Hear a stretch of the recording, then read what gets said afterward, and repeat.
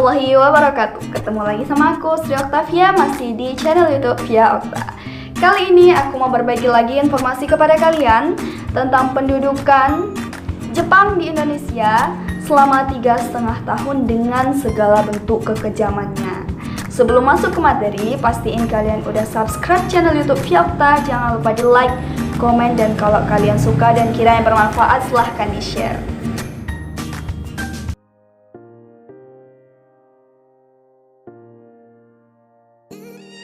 Masa pendudukan Jepang di Indonesia.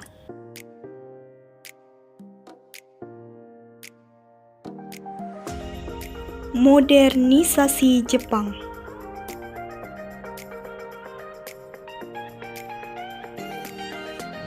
Yang pertama ada modernisasi Jepang. Jadi sebelumnya Jepang itu menerapkan sistem isolasi sehingga mereka tidak membuka diri terhadap negara luar. Namun pada tahun 1854 ada seorang komodor dari Amerika yang bernama Matthew Perry berhasil meyakinkan penguasa Jepang untuk menandatangani sebuah perjanjian yang bernama Perjanjian Shimoda. Nah, setelah itu Jepang mulai membuka diri dengan dunia perdagangan internasional. Selanjutnya, pasca restorasi Meiji, perkembangan Jepang terus terarah dan signifikan hingga mencapai kemajuan dari segala bidang, baik itu militer, politik, ekonomi, pendidikan, dan sebagainya. Lalu, Jepang sebagai negara imperialisme tentunya disebabkan oleh beberapa hal. Yang pertama itu Jepang yang sempit dan miskin sumber daya alam. Yang kedua, perkembangan industrinya yang pesat sehingga Jepang butuh daerah pemasaran dan juga bahan mentah. Yang ketiga, pertambahan penduduk Jepang yang begitu cepat. Yang keempat, pembatasan migran Jepang yang dilakukan oleh negara-negara barat terhadap Jepang. Dan yang kelima, adanya pengaruh ajaran Shinto yang disebut ajaran Hakko-Ichiu. Nah, ajaran Hakko-Ichiu ini menjadikan Jepang begitu terpengaruh untuk memimpin bangsa-bangsa dunia, yaitu khususnya Asia Pasifik. Nah, di sini Jepang menganggap bahwasanya ia merupakan saudara tua khususnya kepada negara Indonesia. Selanjutnya, pada tanggal 8 Desember 1941, pasukan Jepang menggempur dan menyerang Pearl Harbor, yaitu pusat pertahanan Amerika Serikat. Nah, setelah 6 bulan sejak jatuhnya Pearl Harbor karena ulah Jepang terus melakukan gerakan ofensif. Selanjutnya Jepang meneruskan tindakan ofensifnya itu hingga ke daerah selatan, hingga sampailah ke daerah Indonesia yang selanjutnya menjadi sasaran untuk dilakukan penguasaan. Nah, kedatangan bangsa Jepang ke Indonesia itu pada awalnya ditarakan Kalimantan Timur pada tanggal 10 Januari 1942. Dengan datangnya Jepang ke Indonesia, ini menandakan sejarah hitam di Indonesia selama lebih kurang 3,5 tahun. Selanjutnya, pada tanggal 1 Maret 1942, tentara Imamura dari Jepang juga berhasil mendarat di 3 daerah sekaligus. Itu yang pertama ada di Banten, yang kedua ada di Jawa Barat, dan yang ketiga dari Jawa Tengah.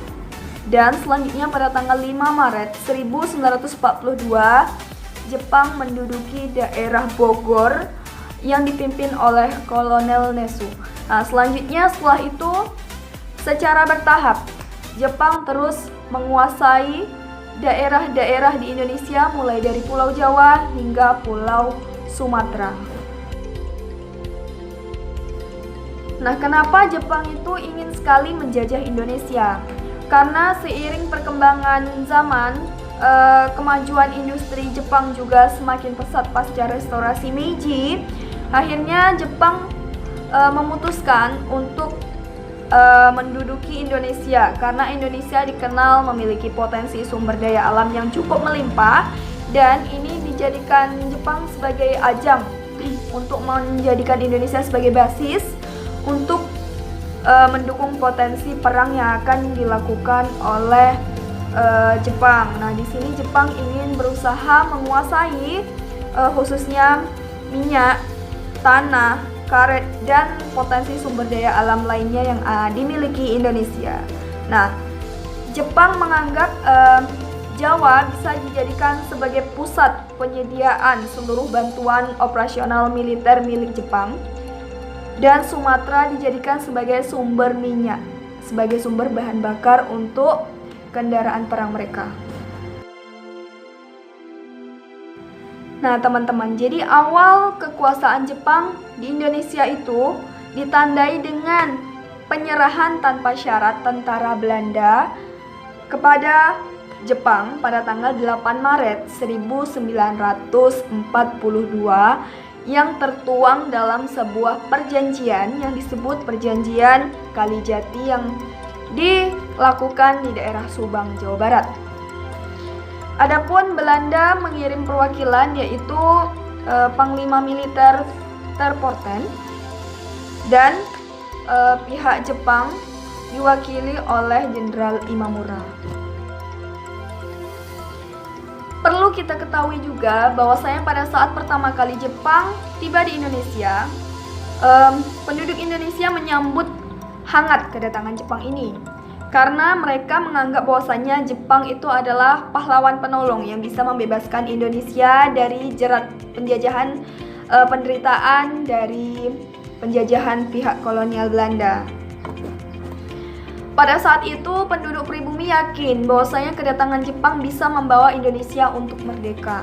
Nah, ada strategi licik yang diterapkan Jepang pada saat itu, yaitu Jepang pertama kali membolehkan rakyat Indonesia mengibarkan bendera merah putih hingga menyanyikan lagu Indonesia Raya. Karena hal ini adalah dua hal yang pada saat pemerintahan Belanda itu melarang keras. Namun pada saat Jepang datang, Jepang memperbolehkan. Strategi licik lain yang diterapkan Jepang yaitu 6 bulan kedatangan dari Jepang ke Indonesia, Jepang telah berhasil memenjarakan banyak orang-orang Belanda maupun orang-orang Indonesia serta orang-orang Kristen yang dianggap sebagai pro-Belanda. Nah, pasca Indonesia telah dikuasai, Jepang berhasil masuk ke Indonesia. Selanjutnya, Jepang menerapkan kebijakan pemerintahan militer. Artinya pemerintahan militer Jepang di Indonesia dibagi menjadi 3 wilayah kekuasaan. Yang pertama itu Sumatera yang pusatnya di Singapura, itu dikuasai oleh Rikugun. Yang kedua itu Jawa hingga Madura yang pusatnya ada di Batavia, juga dikuasai oleh Rikugun. Dan yang ketiga itu untuk wilayah Kalimantan, Sulawesi, Nusa Tenggara hingga Maluku itu di bawah kekuasaan Kaigun. Nah, Jepang juga menerapkan struktur pemerintahan sipil. Kalau teman-teman penasaran, ini yang ada di layar adalah bentuk struktur pemerintahan yang diterapkan Jepang di Indonesia.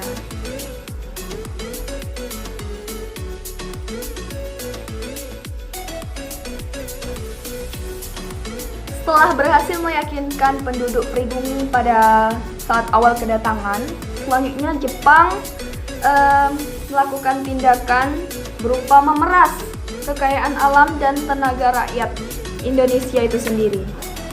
Di bidang politik contohnya, Jepang menghapus segala bentuk organisasi kecuali organisasi agama. Nah, pernah terjadi pada saat minggu-minggu awal pendudukan Jepang di Batavia, itu kaum muslim yang berada di masjid-masjid terkejut melihat banyak tentara Jepang yang memakai pakaian tentara namun juga turut melaksanakan sholat. Nah, di sana tujuan Jepang itu berusaha meyakinkan penduduk kaum muslim, sehingga jika kaum muslim telah tertarik perhatiannya kepada Jepang, diharapkan kaum muslim ini bisa menjadi tim kuat atau pendukung Jepang dalam melancarkan perang di Asia Pasifik. Nah, kalau untuk bidang ekonomi, Jepang menyita perkebunan, perusahaan, pabrik-pabrik, bank-bank, dan aset-aset vital yang dimiliki Indonesia yang lainnya. Nah, di sini masyarakat diperas habis-habisan oleh Jepang hingga dianggap tak layak hidup. Bahkan pada saat itu rakyat sangat hidup sengsara dengan Jepang memerintahkan untuk makan makanan yang begitu tidak layak dan berpakaian yang dianggap pakaian itu adalah pakaian yang sangat tidak layak. Karena pada saat itu masyarakat Indonesia dipaksa untuk memakai pakaian seperti contohnya karung goni. Selanjutnya di bidang pendidikan, sistem pengajaran dan kurikulum yang ada di Indonesia itu disesuaikan dengan kurikulum kebutuhan perang pihak Jepang. Dan di bidang budaya, semua aktivitas media yang dimiliki Indonesia, baik itu radio, surat kabar, majalah, dan kantor berita, ditutup dan dikendalikan oleh Jepang itu sendiri. Selanjutnya, di bidang sosial, penduduk pribumi dikenakan kegiatan kerja paksa yang dikenal dengan romusan. Di sini penduduk pribumi dikerjakan habis-habisan oleh Jepang hingga banyak timbul korban jiwa.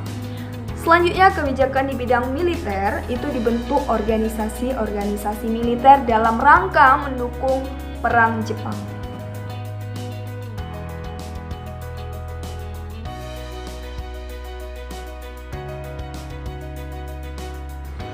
Nah, bagaimana upaya ataupun cara yang dilakukan Jepang untuk mempertahankan kekuasaannya di Indonesia? Adapun cara yang dilakukan yaitu dengan cara mengangkat penduduk pribumi untuk ditempatkan di jabatan tertinggi di struktur pemerintahan Jepang.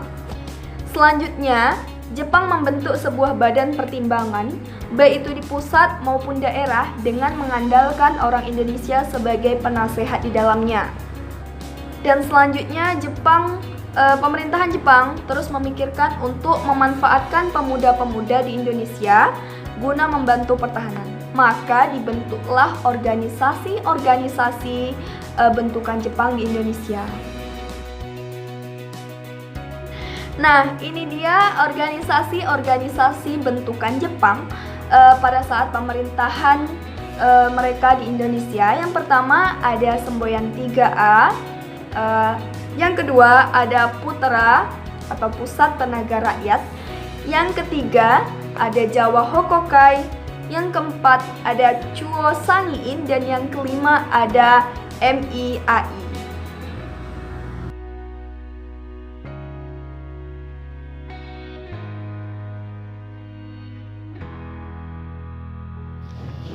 Organisasi Putera, Jawa Hokokai, Chuo Sangiin, dan MIAI. Selanjutnya, organisasi militer bentukan Jepang di Indonesia. Seinindan merupakan barisan pemuda yang didirikan pada tanggal 9 Maret 1943. Adapun anggota dari Seinindan ini lebih kurang berusia 14 hingga 22 tahun. Tujuannya mendidik pemuda Indonesia agar dapat mempertahankan tanah air. Gokutai. Selanjutnya ada Fujinkai ataupun himpunan wanita yang anggotanya berada di kisaran usia 15 tahun ke atas.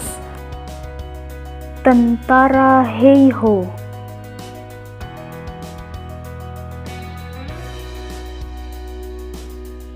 Jibakutai,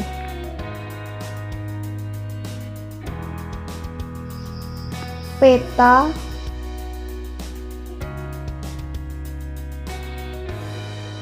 dan Hizbullah.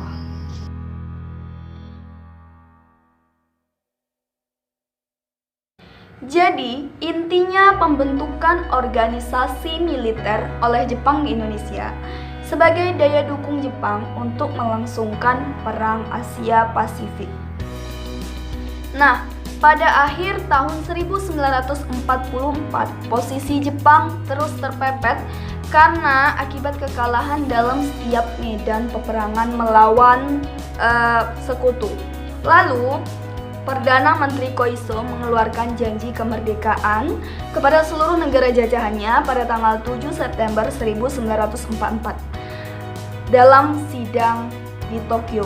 Selanjutnya, Jenderal Kumakichi Harada juga mengumumkan janji kemerdekaan kepada Indonesia dengan membentuk BPU PKI yang selanjutnya diketuai oleh Dr. Rajiman Widyodiningrat. Tidak bertahan lama, selanjutnya PPKI dibentuk atau Panitia Persiapan Kemerdekaan Indonesia menggantikan BPU PKI. Nah, selanjutnya pada saat Hiroshima Nagasaki berhasil dibom, akhirnya Jepang menyerah kepada sekutu pada tanggal 15 Agustus 1945 dan akhirnya berakhir pula lah kekuasaan Jepang di Indonesia.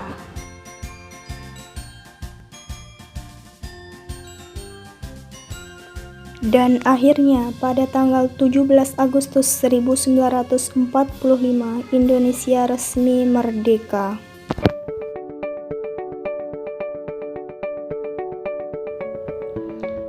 Dari kejamnya penjajahan Jepang di Indonesia, meskipun dalam waktu singkat 3,5 tahun, tentunya banyak dampak yang ditimbulkan. Tetapi tidak semua dampak yang ditimbulkan itu negatif. Ada beberapa dampak positif akibat pendudukan Jepang di Indonesia. Yang pertama di bidang budaya, bahasa Indonesia berkembang dengan pesat. Lalu yang kedua di bidang sosial, dikenal sistem pengaturan dalam pemerintahan seperti yang diterapkan pada saat awal pendudukan Jepang di Indonesia yang sekarang dikenal dengan sistem pemerintahan RT atau RW. Lalu di bidang militer, dikenal sistem kemiliteran yang selanjutnya di Indonesia berkembang menjadi TNI. Selanjutnya di bidang birokrasi, bangsa Indonesia menjadi terbiasa dalam mengatur dan mengelola pemerintahan. Dan di bidang politik, bangsa Indonesia berkesempatan untuk memperoleh kemerdekaan. Serta di bidang pendidikan, bahasa Indonesia dapat secara resmi dijadikan sebagai mata pelajaran wajib di setiap jenjang pendidikan di sekolah-sekolah. Sedangkan dampak negatif yang harus diterima masyarakat Indonesia menjadikan Indonesia mengalami tingkat penderitaan yang tinggi.